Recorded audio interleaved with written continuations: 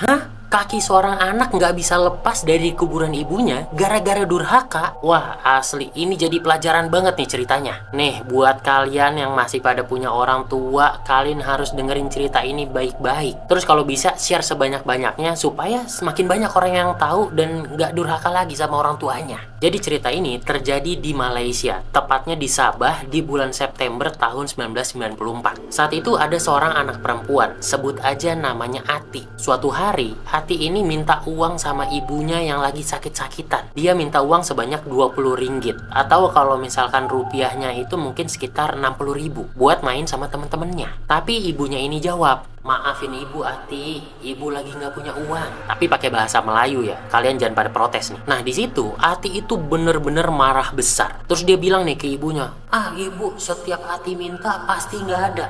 Tapi kalau abangnya minta, semua pasti diturutin." Terus karena emosi banget, Ati nendang ibunya sampai ibunya itu jatuh dan kesakitan.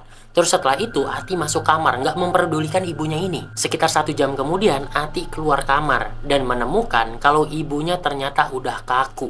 Ibunya udah meninggal dunia. Di situ Ati bener-bener menyesal melakukan hal tadi. Udah durhaka tuh sama ibunya. Singkat cerita, ibunya ini mau dikebumikan, mau dimakamkan. Ketika jenazahnya diangkat, pengen dimasukin ke liang lahat, orang-orang pada nggak bisa ngangkat karena tiba-tiba itu jenazahnya jadi berat banget. Udah coba diangkat sama 10 orang laki-laki, tetap nggak kuat. Tapi anehnya, ketika Ati yang ngangkat, itu terasa ringan. Jadi diputuskanlah kalau Ati itu yang turun ke liang lahat dan dia yang menguburkan. Ketika jenazahnya itu udah diletakkan di bawah dan siap mau dikuburin, Ati kan pengen naik ya ke atas. Tapi tiba-tiba kakinya itu nggak bisa diangkat. Kakinya itu nempel di tanah, seperti tidak diperbolehkan keluar dari kuburan. Berbagai cara dilakukan, tapi tetap aja tuh kakinya nggak bisa lepas, tetap bener-bener nempel di tanah. Di situ Ati langsung memeluk ibunya, nangis-nangis minta maaf. Dia pun sampai ngomong, "Bu, maafin Ati, Ati udah durhaka sama ibu,